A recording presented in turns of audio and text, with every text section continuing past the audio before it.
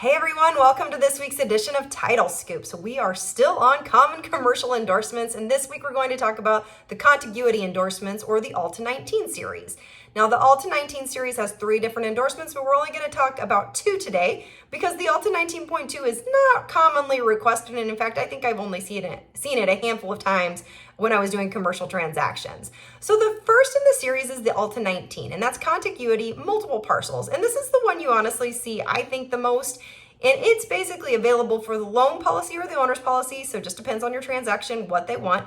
And it's ensuring basically that 2 or more insured parcels, so we're gonna have 2 insured parcels on our commitment, right, or our policy, are contiguous along defined lines or boundaries. And it also is ensuring that there's no gap separating the 2 boundary lines. Now, if you get this request, you're gonna wanna make sure you get a survey. You also wanna look at the different maps available, so maybe look at your GIS, if you've got tax maps or county maps available, you wanna look at those to make sure you really don't have a gap between the 2 boundary lines. You do wanna complete paragraph 1 on the endorsement, and you need to specify exactly what it is that we're setting out. So I always say try to be as specific as possible because you wanna make sure it's really clear what we're saying is contiguous. So something like the failure of the east boundary line of parcel A to be contiguous to the west boundary line of parcel B. So again, if you have questions when you're doing that, reach out, we're happy to help you. But a lot of times your attorneys who are involved may set it out. Make sure that it's actually accurate with what your survey is showing.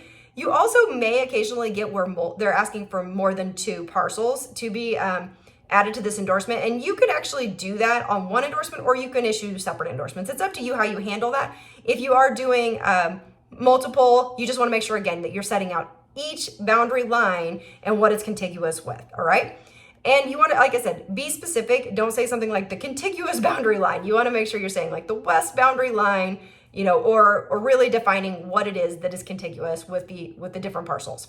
Now the Alta 19.1 is contiguity single parcel. Again, available for the loan policy or the owner's policy, ensuring similar. We're ensuring that the insured parcel, so we're going to have an insured parcel, is contiguous to another uninsured parcel. A lot of times this is requested when an owner has a piece of property that they've already owned and they're buying an adjacent property and they want this contiguity endorsement just to say, hey, this new piece of property is contiguous with the property I already own, and there's no gaps in there.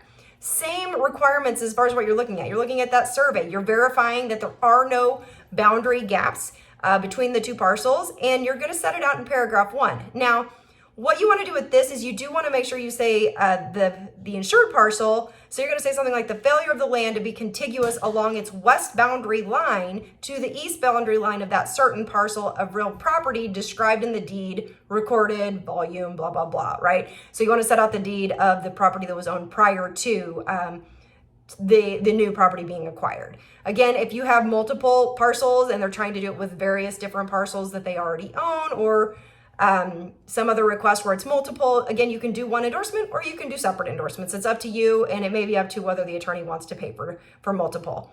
Again, be really specific as to what you're describing because you want to make sure it's really clear what is and isn't contiguous on this endorsement.